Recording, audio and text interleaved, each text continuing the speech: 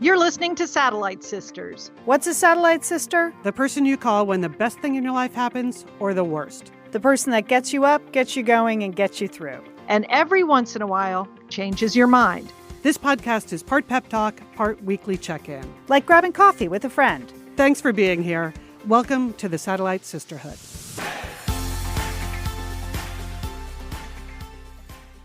You're listening to Satellite Sisters. Thanks for being with us today. I'm Lian Dolan in Pasadena, California. I'm a writer, a podcaster, a producer, and our question of the day is about Twitter. Oh, gosh. Okay. Oh, what? Okay, we're going to talk about Elon Musk later, but what would you do if you could buy Twitter? Jewel, what would you do? Hi, this is Julie Dolan. I'm the oldest sister, and I live in Dallas, Texas. That is so simple, Lian and Liz. I would institute the rule that it's all animals all the time. That's the only thing you're allowed to post. Think about what a source of enjoyment, appreciation, positivity would be if it was just populated by animals and cute animal videos. Can you imagine hedgehogs, dogs, cats, everyone? Yeah. Sounds delightful. Yes. Delightful. Well, how about you, Liz? What do you think?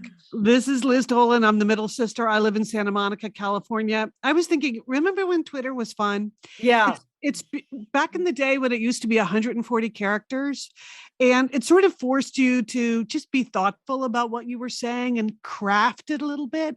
It's missing that sense of craft now. So if I bought Twitter, I would say everything must be iambic pentameter. That's my new rule for Twitter. You can't crank it out in iambic pentameter. We don't want to hear about it. That's going to eliminate a lot of people. Liz. A lot of people. Yes, that's my goal. Well, I just like an edit button. That's it. That's the only thing you just want an elite little social media place. Okay, I get it. No, I want to be able to edit the tweets. You can't if you have a typo in your tweet, like it lives forever. It's excruciating. So no, there's no edit button. I'm not elite. I am not elite. Oh, I thought Liz's request to have iambic pentameter. Oh, okay. Yours is just to edit. Julie, what I'm essentially trying to do is have less people spend less time on Twitter and talking about Twitter. Just less Twitter would be good.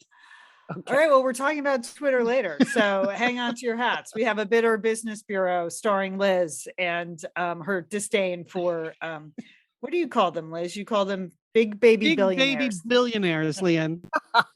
Big baby billionaires. Okay. Also, maybe didn't know, but today on Satellite Sisters is Viola Davis Appreciation Day. Yay. So I'm just going to go through a couple of reasons why we should be appreciating Viola Davis. She seems to be having a moment. Julie, you have a couple of good entertaining sisters recommendations for us, correct? I do, including a Broadway show. How about that? Unexpected. There you go. And good news for those of you who are like, how can I download this podcast? Liz is going to tell you. I know some people are having some issues. It's super simple. I'm here to help. Okay. All right. First, though, tax day was yesterday. Oh, yeah. So that meant that I spent some excruciating time with my 20-something supervising his taxes. And I would just like to issue a trigger warning to Diane, our accountant. You should not listen to the segment. Just fast forward through it, because I'm sure I gave wrong advice and bad advice. And in general, it was tax days with your 20-something. They are the worst parenting moments you can have. Explain. How did it start, Lian? I mean, was it your son asked you for tax help? Yeah. I mean, remember, Julie, I've been a freelancer for many, many years. Yes, so my older son, first of all, when he had to start paying taxes, he was just so resentful of taxes. So I had to really talk him down off the ledge. Like, he was just bitter about taxes, didn't understand taxes. So that's when you're starting at that point, it's hard to really have a lot of productive conversation. Right. So this time I was helping Colin, my younger son, who has been working here in Los Angeles as a freelance photo assistant for the year. Now that means you get paid on 1099s or occasionally W-2s, and you have to enter a lot of things. If you're working a lot, you have to enter a lot of things into your tax form. So his big beef was not the paying of taxes. It was the software and how we are held hostage by software companies. And why shouldn't the software be free because he is paying his taxes, even though so again, I'm just coming so hard to be an adult, isn't it? Yeah. It's just when Plus, the he's not reality wrong. of life just like smacks you in the face and you have to pay for bad software. Yeah, it's just and so I mean, Liz, you're right. He's not wrong. It's not wrong. perfect. It's terrible. And it's not really free. You know, the ads are like free. Not really. Like if you have more than one 1099, it's not free. You have to upgrade. Like they're just trying to sell me things. So his issue was really with corporate America, the man, the patriarchy. He had a lot of issues that we were starting with. So, you know, we're putting in the 1099s. I just take it one line at a time. I kept saying, take it one line at a time. I said, you know, you don't have to use the software they have. I think you can still go get the old forms and write them out and take them to the post office. And he looked at me and this is what he said. He goes, I'm not a caveman. I'm not going to mail something. Oh, this sounds like such a delightful afternoon, you know. I hope you like, took a little video of it, you know, but maybe a TikTok video of you too. Special times. But you got it done. He pressed send. It's good. It's gone. He pressed send. But I said, next year, I'm begging you. I said, get a big envelope, throw everything in it. Because, well, when you're freelance, like you have a lot of stuff. He wanted to itemize deductions. I'm like, well, if you don't have any receipts, you can't itemize deductions. You can't just decide a year later to itemize the deductions you don't have. Like you can, that's your business, but you need the envelope. Just throw it all in and organize it. I mean, I've done that for many, many years, you know, like that's how it works with freelance. It gets a little bit more, you know, sophisticated as you go on, but in the beginning, just get an envelope, throw everything in. Just write 2022 on it. Yeah. Leave it under your desk. Right. Yeah, there's even apps for that now. He's resistant to the software. Well, get an envelope. All right, get an envelope, caveman. Get an envelope. Okay, so it was fun. We got it in. Well, that sounds good. Well, tax day in our house it is always tax day, so that's that. But it's also happens to be a big birthday in my family. My oldest son Nick's birthday is April 15. And my youngest granddaughter, Evelyn, is April 15th. So it's a big day. So wow. I forgot Evelyn. Yeah, how about that? Yeah, we got the double birthday. So I'll talk a little bit about seeing Evelyn later. But for Nick's birthday, we did something special. It also happened to be Easter weekend. And we went to Mexico, sisters, and I'm back from Mexico. How about that? So, you know, Nick and his family and their 3 kids are very adventuresome. And when they have been to Mexico several times, they like to go down there, they like to rent a house, and then they like to do all kinds of action and adventure and really see a lot of places. They don't like to just sit around on the beach. They like to do things. So we went to a little town that was just north of Tulum, just down there. They rented a very nice house through, you know, VBRO. And that was our base of operations. It was a little beach town, wasn't too busy. There weren't a lot of people other than Liz, sea turtles. A lot of sea turtles. Oh, nice. Yes, Liz. Did the kids get to see sea turtles? Yes, they got to see sea turtles. A lot of sea turtle spotting. But I wanted to talk about one thing that we did on the trip that was really special. We went to a Unesco World Heritage Site, Biosphere. Have you ever been to a Biosphere? No, I didn't even know they were real. Doesn't that sound great? I know it sounds wonderful, does it? Well, UNESCO has appointed about over 700 of these biospheres around the world. Okay, these are preserves, they're sanctuaries, they're environmental areas that are protected, and they have unique and distinctive features in each of these biospheres. So we're on the Yucatan Peninsula, so we went to a biosphere called the Sian. Sian, and we're going to put it in the show notes. So this is just south of Tulum, Mexico. And this is supposed to be a very special place. It's a freshwater preserve right on the coast, but it also has a series of they're like high grasses and mango areas, where mango tree areas where the Mayans cut canals through these areas, and you can float. Cool.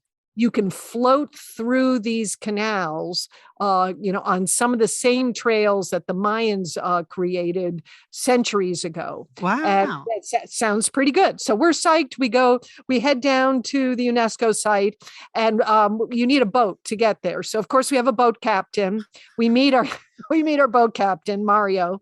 He's in the parking lot. He's on a bicycle, and he's got a 5-gallon jug of gasoline. Okay. And so I was like, it's encouraging. Yeah, that's encouraging. Oh no. And he said, okay, just walk 5-10 minutes down this road. It's into a jungle. We are like walking into a jungle. Okay. So I was like, oh, well, at least I have my family with me. So we got there, we get to the coast, and there's a big UNESCO sign. So I'm feeling better. And then we get into, it wasn't a cigarette speedboat, but it's like a giant Boston whaler. And Mario's driving the boat. We're going 1,000 miles an hour. We are going so fast in this boat. I'm holding on to my youngest grandson. I feel like at any minute he's going to bounce out. There is nobody around us. Okay. So I'm thinking, well, at least I have most of my family when I disappear into the mountains. Right? I was like, so where are we going? And then all of a sudden the boat comes to a big lurch. Okay. We have entered these canals that the Mayans have built, tall grasses, the mango groves, everything. The water Julie, can I interrupt a second? Are they mangoes or mangroves?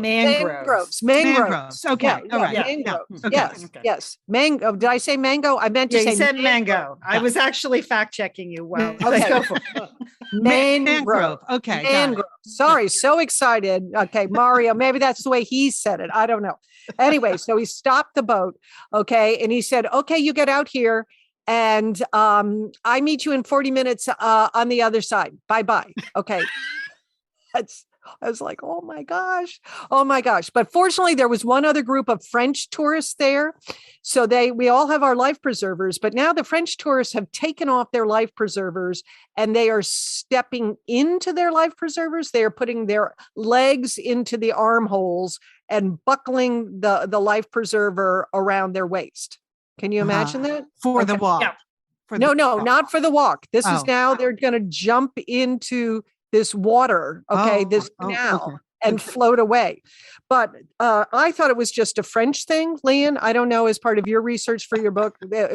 I thought it was a French thing that they were doing, but they did that so that when you're floating, you're actually like sitting up a little, Yeah, no, that makes sense to me. It was really quite ingenious. I mean, at first, it seems sort of weird to wear your life preserver that way. I don't know if it actually protects you from drowning. I guess your head could still go under, whatever.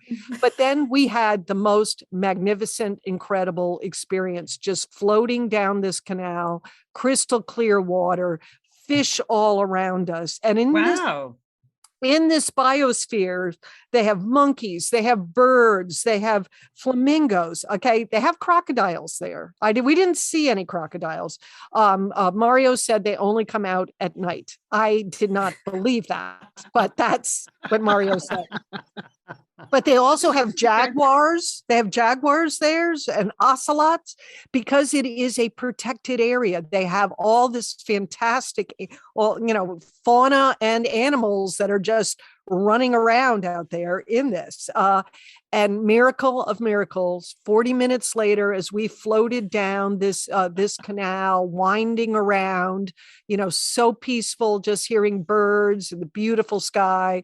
There on the other side was Captain Mario. Oh, great. All right. And he managed to take us back. So all I'm saying that I think if you have an opportunity to visit any of these UNESCO World Heritage biospheres, it's well worth the effort. I mean, to say this was off the beaten track, yes, this was off the beaten track. Okay. But But my daughter-in-law, Vera, had investigated this. She had researched this.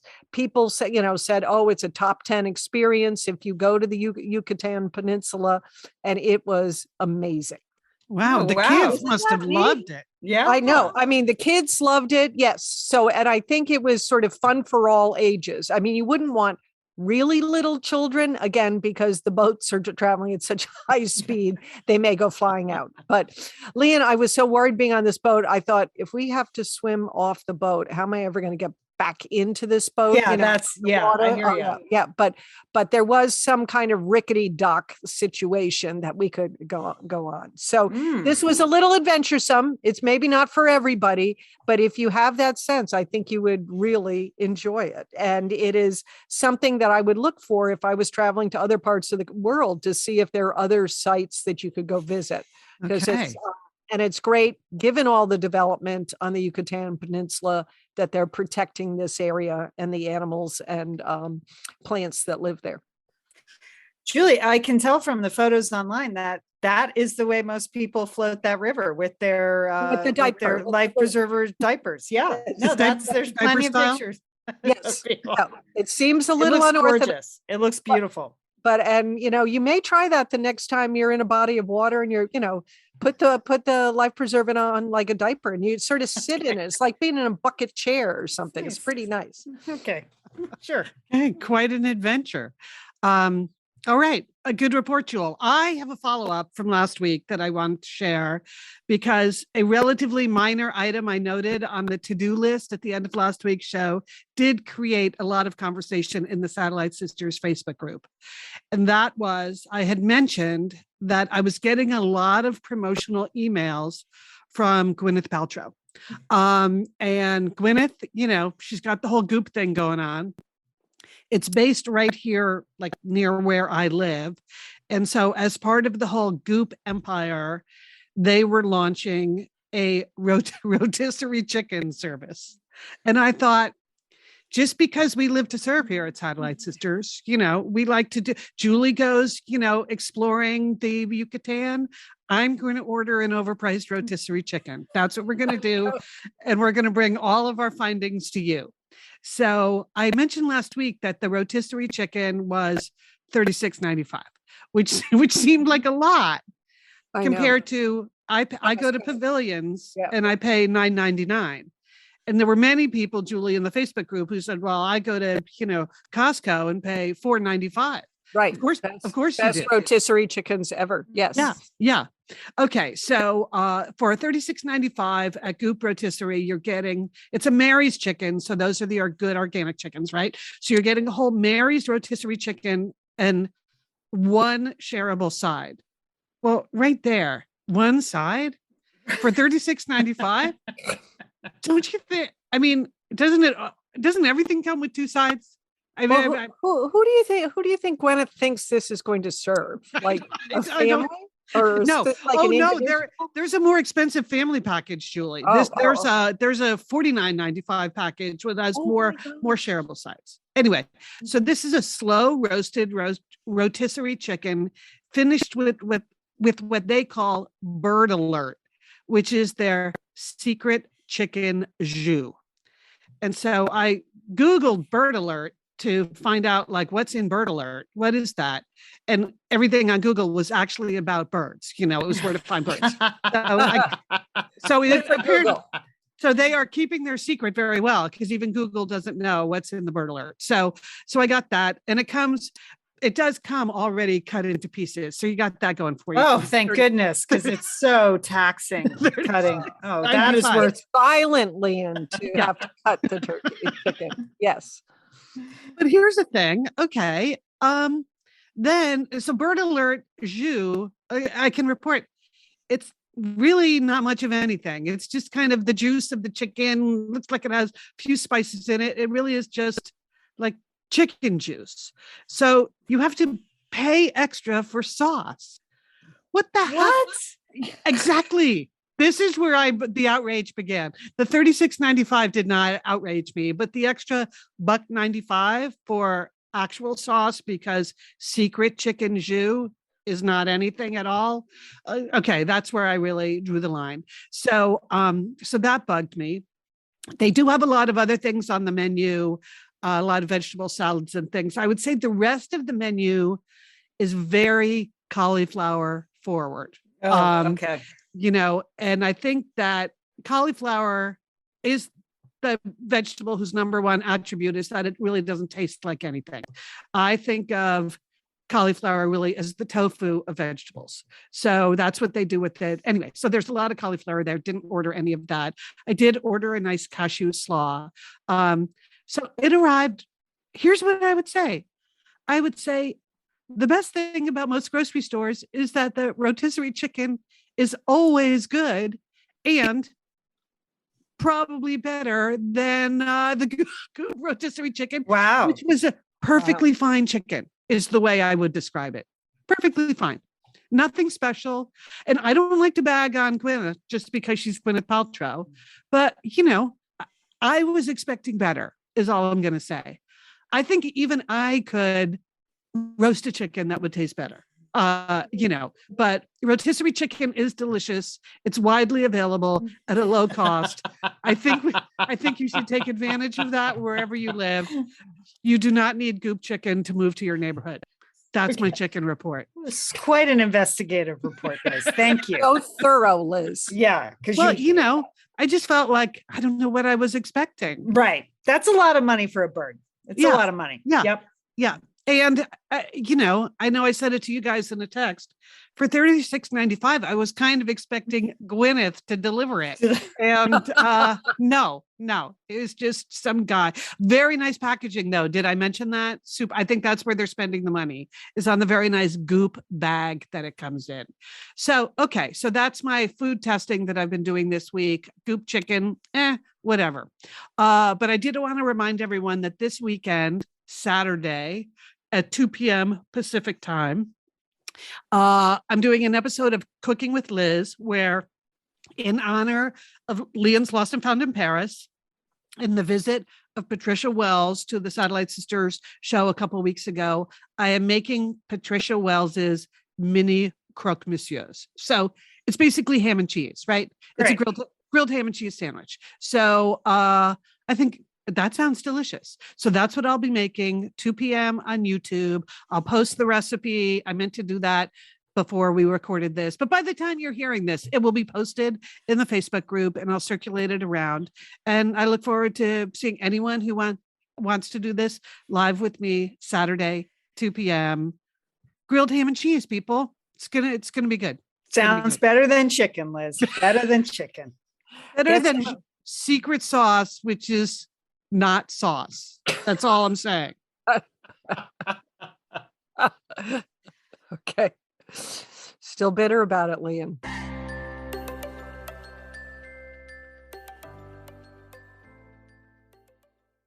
A big thanks to Everlywell for supporting Satellite Sisters. What if you could use science to discover more about your body all year long? Liz, Julie, you into that? You feel like that seems like a very solid idea, Leanne.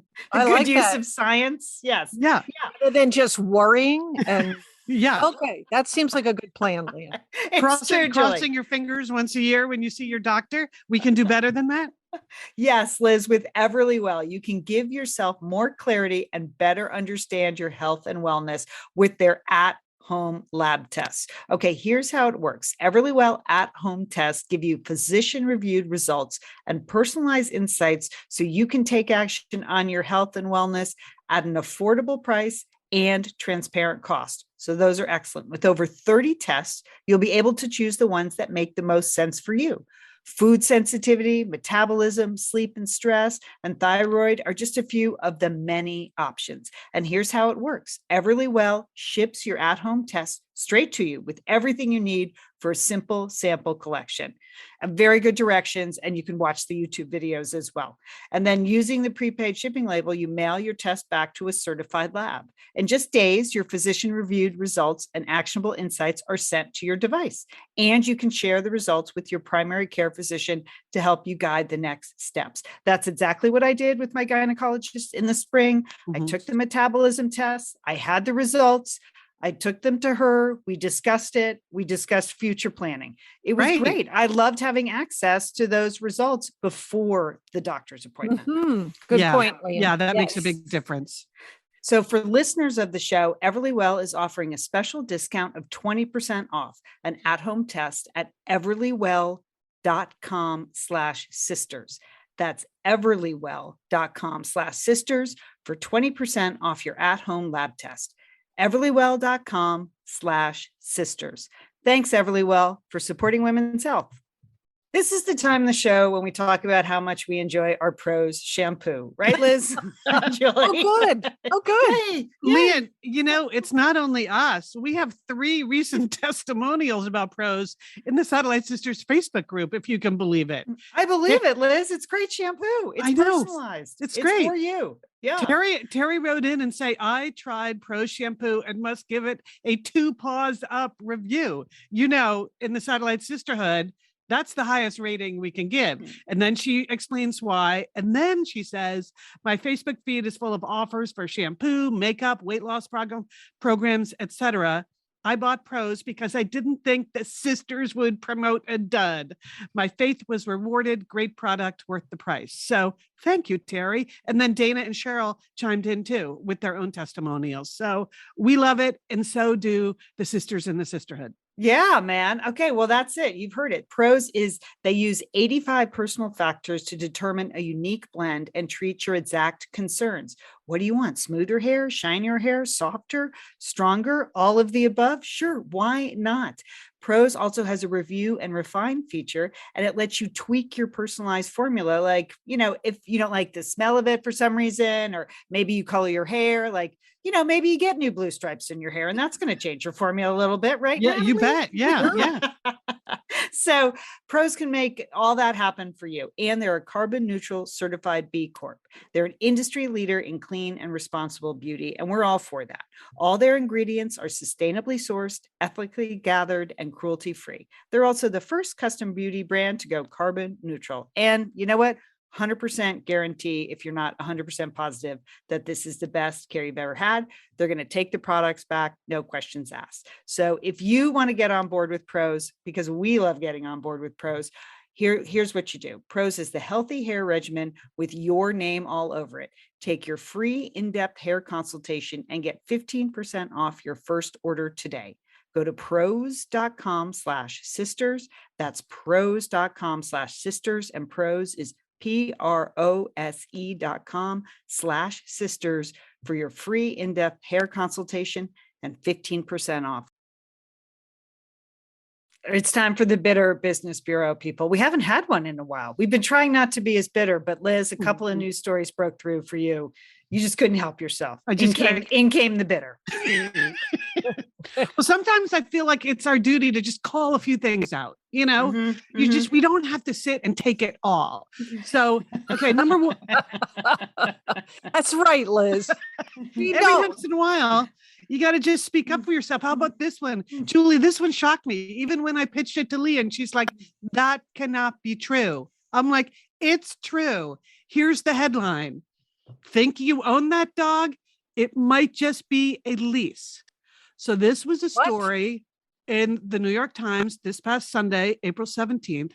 This is about a woman named Catalina. She lost her job, and so she failed to make payments on what she thought was a loan.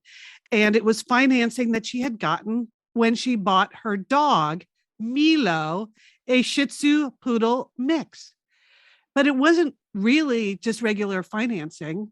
It was a lease.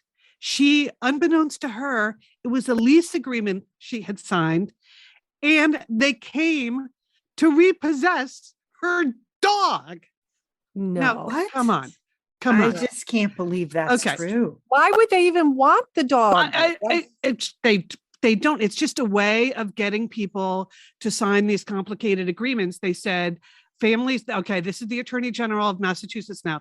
Families in Massachusetts looking to get a dog should not be trapped into lease agreements that are harmful, expensive, and illegal. So they're stepping in. the ASPCA said the practice of leasing pets was believed to have started around 2013 when a Nevada-based company, wanted to create the illusion that you were purchasing the dog, but really the finance instrument you were signing was a lease. And then it says people lease pets for many reasons, as opposed to those that are sold at shelters. Dogs from pet stores can be expensive, sometimes costing thousands of dollars. So you think you're basically signing for a loan and it's a lease. So, so poor Catalina Ortiz Sierra said they never, not once, said that it was a lease. They always said finance, finance, finance. And then she defaulted on it. Anyway, what is this world coming to? That's not right. It's just so unbelievable that you would lease a dog when there are thousands of dogs in shelters. I know. I think that's part of it too, Leanne. I think buying dogs from pet stores, there are a lot of things that are bad about that. And this is just one more. So many of the dogs come from puppy mills, but yeah, this is exploiting both the person and the dog. Yes. Right. And they can jack up the price of these dogs, these designer dogs. And but if they offer financing, you think, oh, well, I can have, Exactly. Yeah. Yeah. You see the little doggy in the window. Come on. We're suckers for that. Anyway, so this is the Better Business. Did she ever get her dog back or anything? No. Let me see. She defaulted on the lease. Collectors demanded $13,000, more than 3 times the price of the dog. Oh my gosh. Wow. That's terrible. And now the poor dog is going to be sold to somebody else with and they don't really want the dog back. Right. Whatever. Right. Okay. So moving on to a bigger dog, Elon Musk. Yes. He's been busy, Liz. Yes. Okay. This is just a whole category in my mind that I think of as these big baby billionaires, that it's just like never enough for them. And what is enough for you people? So the thing about Elon Musk is that, he's the founder of Tesla, and he's the founder of SpaceX. Oh, he didn't actually found Tesla. He took over Tesla. But anyway, he's the CEO of Tesla and SpaceX. Right. So okay, Elon, everyone thinks you're a genius. Can't you just leave it alone now? Isn't that what good enough? In addition to being a genius, do you also want to be the world's biggest jerk? So, yes. Genius or jerk, pick a lane. Wait, what, you think it's jerky that he's buying Twitter? Yeah. Yes, because here's what I think. So for those of you that might have fallen behind on this a little bit, he's like a Twitter power user, right? He says all sorts of crazy things on Twitter, even things where he has been warned by the Securities and Exchange Commission that as CEO of a public company like Tesla, he should not be saying the stuff that he's saying. He, 4 years ago, he said he was going to take the company private and he had financing that jacks up the stock price. Boom. He makes more billions doing that. So I think he's always behaved very poorly on Twitter, besides all of his stupid pot jokes and things. I don't know. So anyway, but he's decided that he wants Twitter to be freer, to be more of a platform so people can say what they really think. So he kind of secretly amassed enough shares to become the number one shareholder. I mean, they asked him to go on the board, but he rejected that, right? First, he said yes. First, he agreed, Julie. He agreed to go on the board. Then during the 10 seconds he was on the board, he fired out another 100 tweets saying things like, Taylor Swift doesn't tweet enough. And we should turn the Twitter headquarters into a homeless shelter because people don't even come to work. So then the Twitter people are like, maybe we really don't want this guy on the board. He even sent out, I'm not encouraging anyone to look at his Twitter feed. I do not follow him. You should not follow him. But one of his tweets was Elon smoking a joint saying, Twitter's next board meeting is going to be lit. This is what a big baby. Super big baby. Mm-hmm. So, and then because he realized that there are rules, okay, now he's jerking around the Twitter stock price in addition to the Tesla stock price. So then he says, okay, forget it. I'm not going to go on the board. And then 24 hours later, he's like, I think I'll just buy the whole company instead. And so I this can is where, understand that. Why would he want to fool around with board governance? No. Be on committees, audit committees. That's no fun, right? He right. wants to be Elon Musk. So he wants to free Twitter. He wants to get rid of, some of the censorship that's going on there. He thinks it can be a great platform for democracy, Yes. Well, I disagree. And there's a difference between moderation and censorship. So good luck with that. But anyway, here's where I am now, Julie. So now you have Elon sort of sucking up all the oxygen in the room news-wise. And now we have all these lawyers and investment bankers like Morgan Stanley. Everybody is going to be making millions of dollars just on the drama of it all, right? The stock price is going to go up. All these investment bankers are going to get paid millions. Big baby Musk behaves like a big brat and gets away with it. And the rest of us, we're just trying to get our regular lives back, right? It just seems like so much, I'll just call it negative, pointless economic activity, right? It's not going to make any difference in the end at all to anyone. And yet we have to just we're supposed to be participating in this. So I'm out. You're not going to pick a side. And no. I mean, that's. What about the poison pill strategy that Twitter is now employing? Like, if he does actually, gain enough to control the board, then they said they're going to poison pill it. What is that? Go ahead, Liz. What that means is, so say he gets to 15% of all of the shares. The poison pill is they just issue a bunch of new shares at a discounted price to select people. So it's they call it diluting his shares. So, you thought you were 15% of our shares? Well, now we just issued 1 million new shares. So now you're only 5%. So it's I hate it here. But I think Liz is right. There are a lot of people that are going to benefit from this that have no part in it. Yeah. But the Twitter, I would have to say Twitter management has to really, they're under pressure to really consider his offer because it was a premium offer. Of course. Yes. I mean, they have, they can't just, they're a public company. They've got to do it. And now they're probably likely to be sued if they do issue this poison pill. That's what I hated about the whole thing, Julie. Yeah, It's just a big baby being a brat, but now because it is a real a real offer. Right. I mean, everyone involved is just, is trying to, will make money on this. Yes. Perhaps, yes.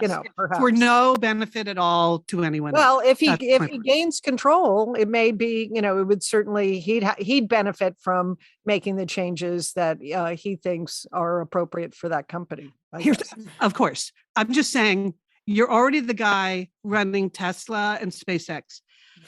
How narcissistic do you have to be to also just decide, I want to be able to say whatever I want to say, whenever I want to say it. And for $40 billion, whatever his offer is. I'm just tired of it, Joel. That's all. That's why I believe in the iambic pentameter strategy. Okay. Animals would work too, Liz. Yes. I'm over it. It's like, I've also been watching the Apple TV Plus version, the TV show We Crashed, which is about another big baby billionaire, that guy that ran WeWork. Mm-hmm. Oh my God. The actual news story was so frustrating and bad, but the TV series, it stars Jared Leto as Adam Newman and Anne Hathaway as his wife, Rebecca. It's really fun to watch. They are insane. Now, they're insane. But the thing about them is they never created anything. At least Elon, he's got two real companies. Anyway, I'm just over it. I just wanted to go on record. Everybody making millions of dollars, just jerking people around, not doing anything for the public good. That is all. I am out. Thank you, Liz. And now begins Viola Davis appreciation. Okay. We should have some Satellite music, Sisters. some theme music. Okay. To change the mood. Yeah. Change the mood. Well, I just noticed that she is everywhere right this minute. So she, of course, as everyone knows, now I get People magazine because it's the only magazine publishing anymore. So she was on the cover of People magazine. And then she was on the cover of the New York Times magazine on Sunday. And she's in the new TV series about the First Ladies. And she has a new memoir coming out this week as well. So I'm excited about that. But, Viola Davis, you feel like she's been around forever, but she really hasn't. And she's such an extraordinary life story. And I know this because I've read all the things now about her. And I've read all the things, I've taken them all in. And instead of being bitter, she is making the world a better place. But she was born in South Carolina. In literally a one-room shack. Her family moved to Rhode Island because her father was a horse groomer. So he worked at the racetracks up there, but she grew up in incredible poverty. Oh my gosh. The stories of the poverty is just like the size of the rats in her bedroom at night with her sisters. Her father was an alcoholic. He was abusive. Her mother was, managed to stay with her father, and was a human rights activist. But it just sounds like a very, very difficult childhood. She was bullied at school for her race and for the way she looked. And somehow she managed to find her way out of that, to go to college on a full scholarship for her acting. And then she went to Juilliard.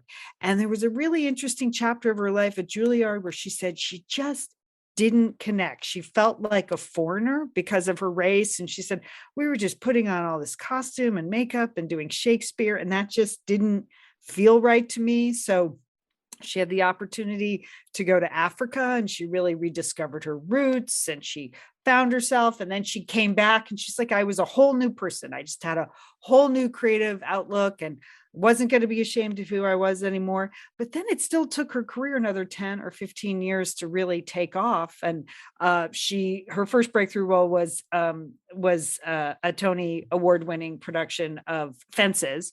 But she didn't really get her first TV role until she was in her mid-40s when she did that Shonda Rhimes show, How to Get Away with Murder. Oh yeah, that was really good. that was her first TV show, because I always feel like she's been around. So you feel like she's been around, but no, she's the first Black woman, first Black actor to achieve the triple crown of acting. So she has an Oscar for her role in Fences, 2 Tony Awards, and an Emmy for the lead in How to Get Away with Murder. So that's incredible.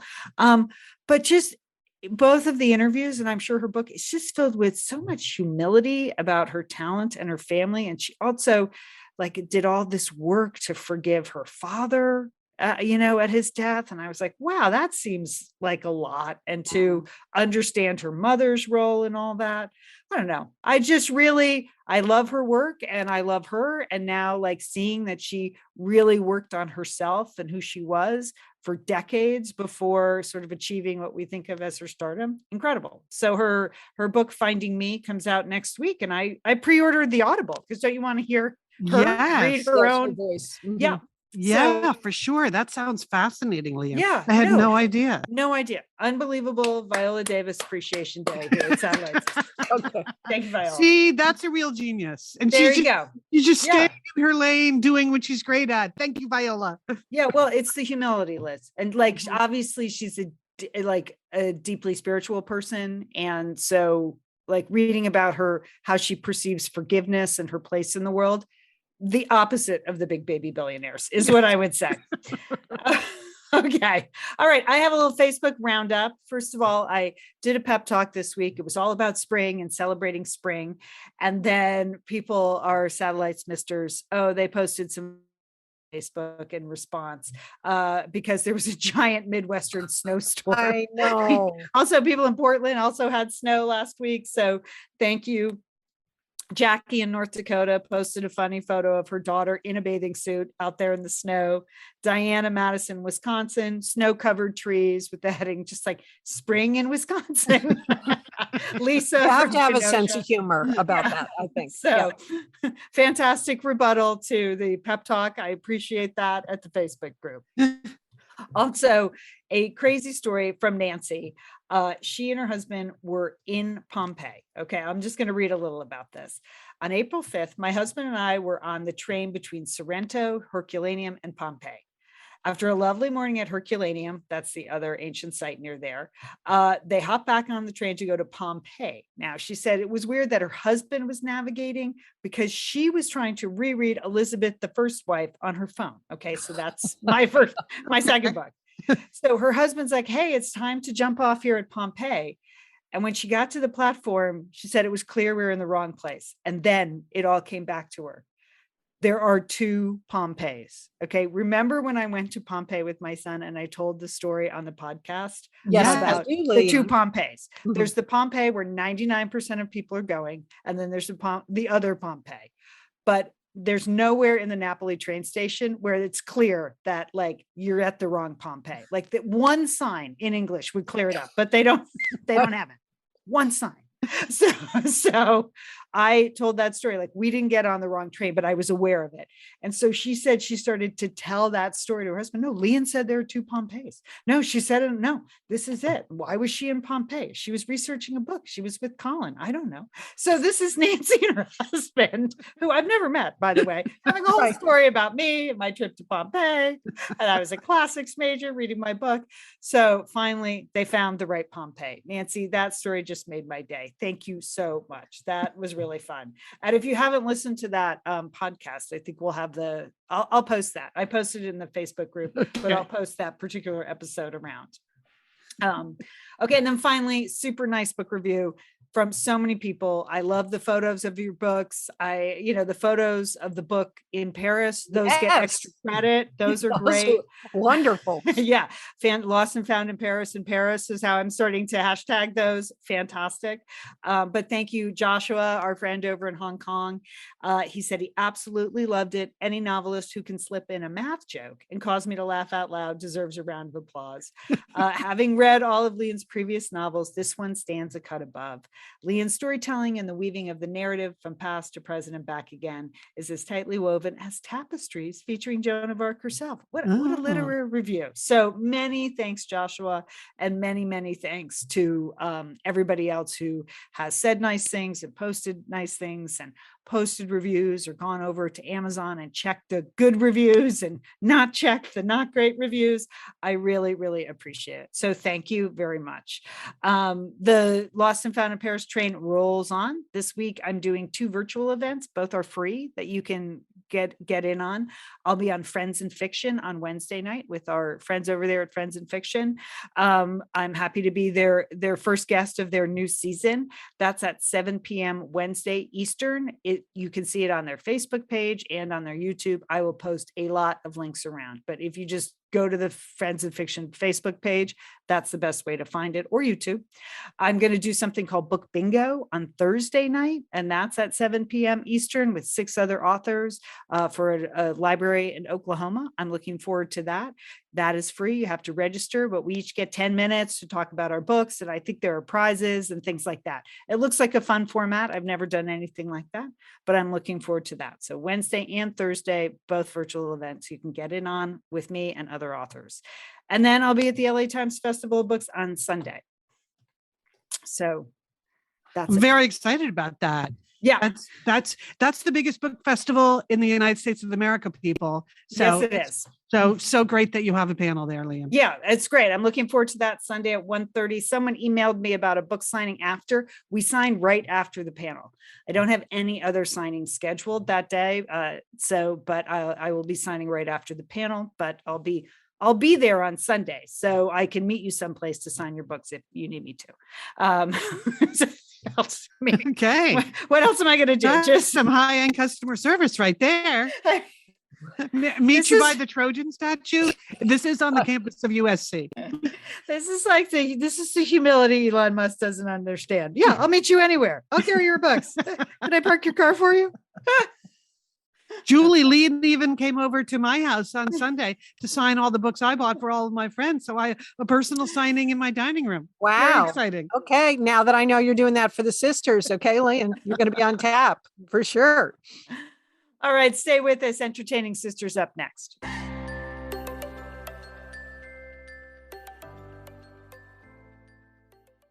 We would like to thank BetterHelp for being a sponsor of this episode of Satellite Sisters. You know, we end every episode of Satellite Sisters by saying, call your satellite sister, because we're big believers in talking things out, getting people around you that you know and love to help you work through the stuff you need to work through. But guess what? The people you know and love are not professional therapists. Are they, Liz and Julie? No, Not one bit. they're only going to help you so much. Then you got to step it up, people. That's right. That's why we appreciate the service that BetterHelp offers. It's not a crisis line. It's not self-help. It is professional counseling done securely online. BetterHelp will assess your needs and match you with your own licensed professional therapist. You can connect in a safe and private online environment. It's super convenient, and you can start communicating with someone in under 48 hours. BetterHelp is committed to facilitating great therapeutic matches, so they make it easy and free to change counselors if needed. And it's more affordable than traditional offline counseling, and financial aid is available. The service is available for clients worldwide. So that's great for satellite sisters and misters who live worldwide. Anything you share is confidential, it's convenient, it's professional, it's affordable, and you can check out the testimonials posted on their site. In fact, so many people have been using BetterHelp that they're recruiting additional counselors in all 50 states. So if you feel like you need to talk to someone that's maybe a couple levels up from your own satellite sisters and misters, here's what you need to do. Start living a happier life today. As a Satellite Sister listener, you'll get 10% off your first month by visiting our sponsor, betterhelp.com/satellite. betterhelp.com/satellite. And BetterHelp is spelled BETTER, and then help is HELP. BetterHelp.com/satellite. And how do you spell satellite, Liam? You spell satellite SATELLITE. Okay. Thanks, Liz. Yeah, 1 T, 2 L's. We've learned that in 20 years of doing this. BetterHelp.com/satellite. Thanks, BetterHelp, for supporting this podcast. We are pleased to welcome a new sponsor to Satellite Sisters, Charity Water. Did you know that there's 771 million people on the planet that don't have access to clean and safe drinking water? That's nearly 1 in 10 people worldwide, or twice the population of the United States. And the vast majority of these people live in developing countries. But here's where it really gets us. The water crisis disproportionately affects women and girls. Worldwide, women and girls spend an estimated 200 million hours every day collecting water. That's quite a statistic. Yeah. And that's where Charity Water comes in. Charity Water is a nonprofit bringing clean and safe drinking water to people in need around the world. They partner with experienced local organizations who build sustainable, community-owned water projects. And that's the way to do it. Charity Water builds transparency into everything they do. 100% of all public donations to Charity Water go straight to the field to fund clean water projects. And they prove every project through GPS coordinates and photos. It costs just $40 on average to bring clean water to one person. And clean water changes everything. It means health, education, time, and opportunities, especially for women and kids. You can help transform the future of a family today. 100% of your donations will fund clean water projects. To donate, visit charitywater.org/sisters. That's charitywater.org/sisters. Charity Water, we're glad to have you on board. All right, time for some entertaining sisters recommendations. We have shows, we have TV, we got a lot going on today. Jewel, what's up? Well, sisters, I told you at the beginning of the show that it's a big family birthday weekend, April 15th. And prior to my trip to the Unesco Biosphere, my husband and I had gone to New York to see our grandchildren and our son and daughter-in-law in New York. And we took our grandchildren to the Broadway show, The Little Prince on Broadway. I didn't even know that was a show. Okay, so you know the story of The Little Prince. Okay. This is, a classic book, available in both English and in French. I have to say, I hated it in both English and in French. Liz, I don't know. Did you have an opinion of Who could hate the Little Who Prince? hates the Little Prince? Oh, I hated that story. Oh, it went nowhere. It was boring. The allegories, the parables, didn't like it. Oh. But this is a big time Broadway production. And but here's the thing. It is an aerial ballet. It's all cool. dancing. There's all aerials, gymnastics, juggling. There's these incredible sets. Okay, so it's the story is told through a series of vignettes, and each one of these vignettes has these. The scenery is amazing, very striking scenery, very Frenchy French, highly stylized. The costumes were highly stylized in terms of that, and they were dancing, they're flying through the air. So really pretty good for young children. Okay, so because there's not a lot of plot going on. There's no dialogue. It's mostly just, people hanging upside down, swinging, dancing, catching each other. So what I would say about this is if you really want to go to a Broadway show, this is not the show for you, okay? Because it doesn't have the kind of traditional singing, dancing, acting that you expect on Broadway.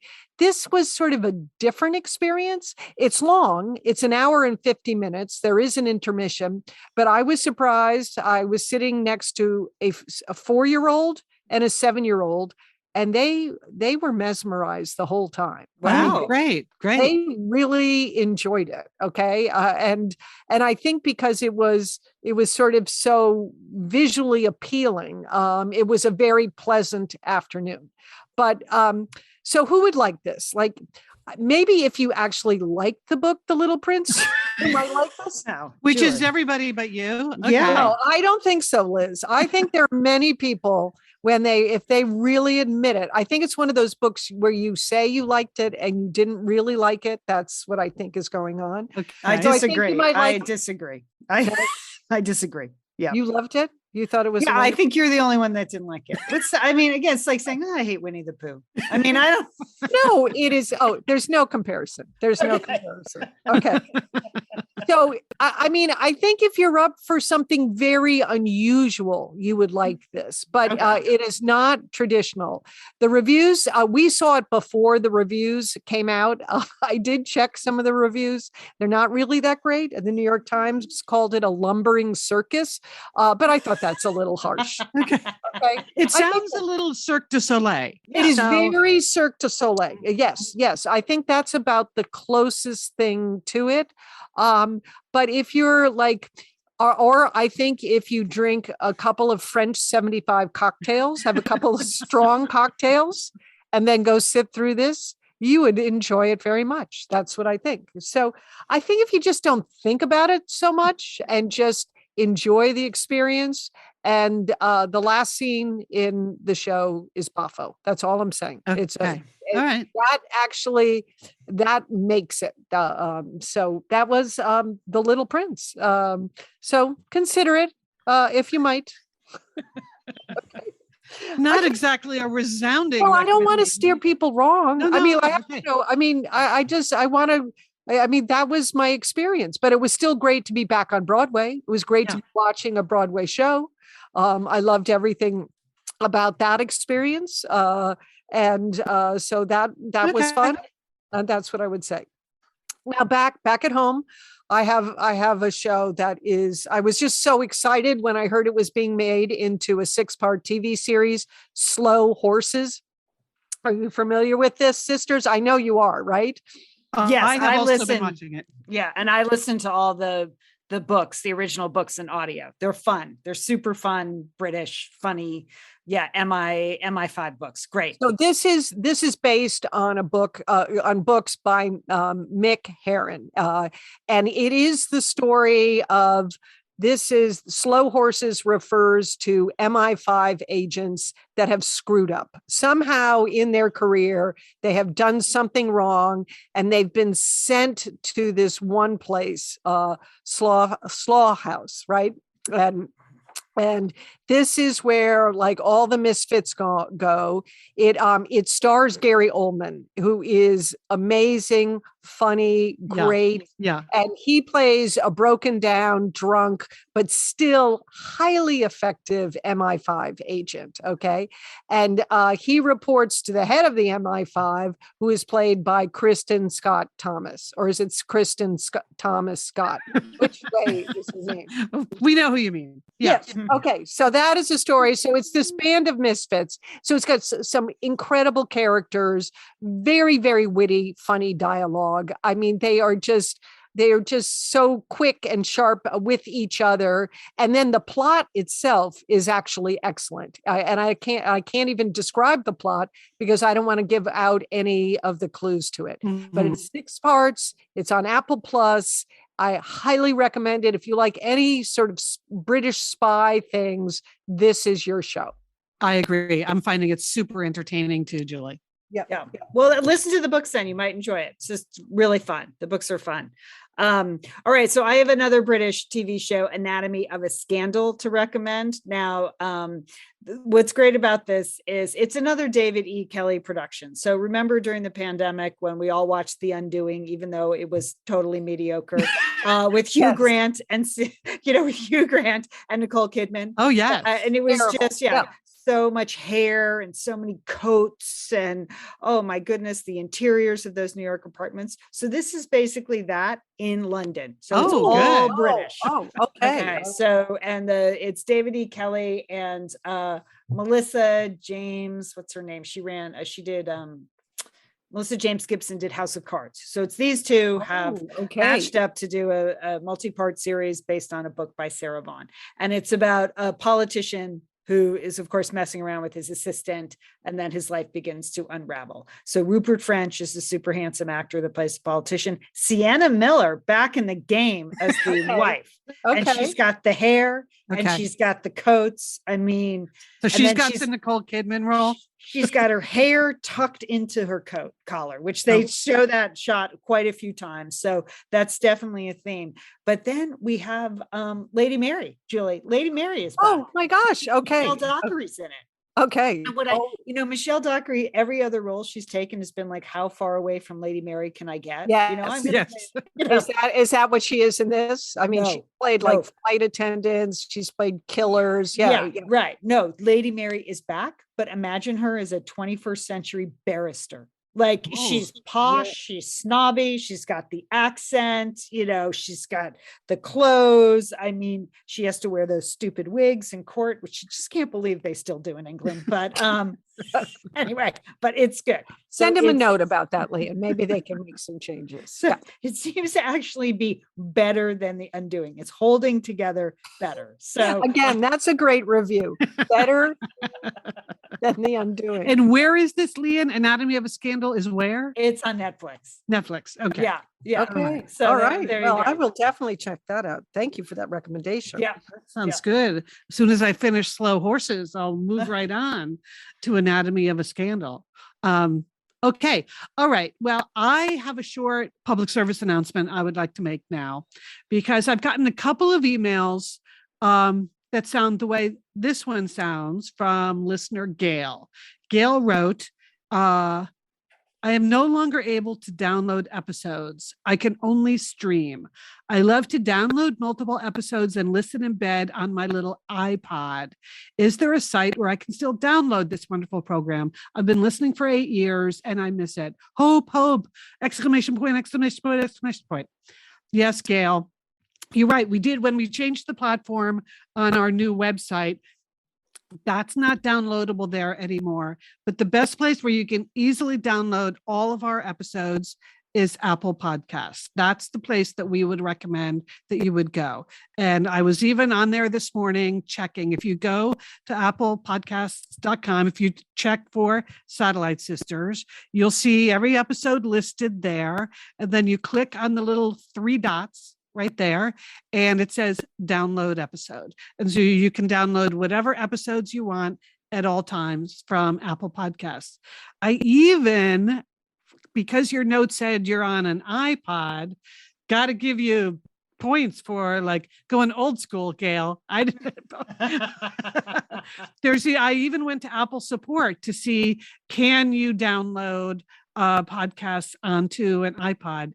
Yes, it can be done. You can do the same. I don't want to read you what the help desk said to me, but yeah, you can just fix your settings to make sure it says download episodes, and you will be able to do that. So I hope that works for everyone. That's the simplest advice I can give.